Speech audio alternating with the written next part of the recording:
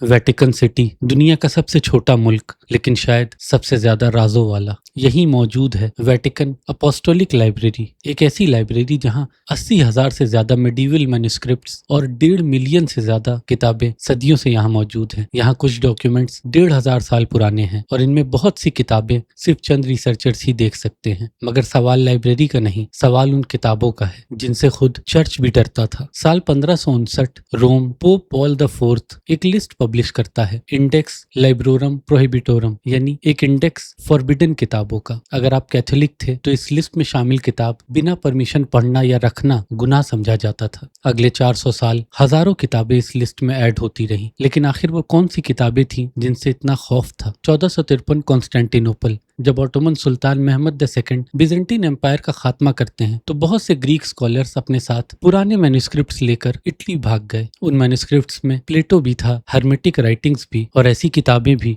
जिन्हें यूरोप ने सदियों से नहीं देखा था, और यूरोप में हिडन नॉलेज की तलाश शुरू हो गई। 1486 Germany, 2 Dominican inquisitors Heinrich Kramer और जेकब स्प्रेंगर एक किताब पब्लिश करते हैं, Malleus Maleficarum the hammer of witches. इसमें लिखा था विचेस को पहचाना कैसे जाए, उनसे सवाल जवाब कैसे किए जाएं और किस तरह डीमंस इंसान को धोखा देते हैं। अगले 2 साल यूरोप के कोर्ट्स में ये किताब एक लीगल रेफरेंस बन गई। चर्च को सिर्फ विचेस से ही नहीं, किताबों से भी डर था। एक कैटेगरी थी ग्रिमवार यानी मैजिक मैनुअल्स। ये इंस्ट्रक्शन बुक्स थी। उनमें से एक थी लाइबर जुराटस होनरी। 13वीं सदी इस किताब का दावा था कि इंसान खास तौर से कुछ स्पेसिफिक फास्ट या फिर जिसे हम रोजा कहते हैं वो रखे, कुछ स्पेसिफिक दुआएं पढ़े और सेक्रेड रिचुअल्स के जरिए फरिश्तों से राब्ता कर सकता है। इसमें दर्जनों डिवाइन नेम्स, मैजिक सर्कल्स और अजीबोगरीब सेरेमनीज लिखी हुई थी। फिर आई पिकाट्रिक्स, जिसका असल नाम गयातल हकीम। 11वीं सदी इस्लामिक स्पेन, बाद में किंग अल्फोंसो 10 ऑफ कैसल के दौर में लैटिन में ट्रांसलेट हुई। ये किताब प्लानिटरी मैजिक का एनसाइक्लोपीडिया थी। कौन सा प्लैनेट किस वक्त सबसे ज्यादा ताकतवर है, कौन सा मेटल, कौन सी खुशबू, कौन सा तालिस्मान और किस वक्त रिचुअल परफॉर्म करना है। लेकिन सबसे अजीब बात किताबें नहीं, उनके ऑथर्स हैं। इनमें से बहुत सी किताबें अनोनिमस हैं, ना ऑथर का नाम, ना उसका शहर, ना उसकी पहचान। आज इन मैन्युस्क्रिप्ट्स की सर्वाइविंग कॉपीज खास तौर से क्लाइमेट कंट्रोल्ड वॉल्ट्स के अंदर बड़ी हिफाजत से रखी हुई हैं। रिसर्चर्स स्पेशल परमिशन के बगैर उन्हें देख भी नहीं सकते। तो असल राज ये नहीं कि ये किताबें एग्जिस्ट करती थी, तारीख बताती है कि वो आज भी मौजूद है। असल राज ये है, एक तरफ चर्च ने इन्हें हेरेटिकल कहा, फॉरबिडन कहा, खतरनाक कहा, लेकिन दूसरी तरफ उन्हें जलाया भी नहीं, ना ही उन्हें मिटाया, बल्कि सदियों तक उनकी हिफाजत की। अगर ये सिर्फ अंधविश्वास थी तो पोप, बादशाह, इंक्विजिटर्स सदियों तक इनसे इतना क्यों डरते रहे, लेकिन फिर इनकी हिफाजत भी करते रहे।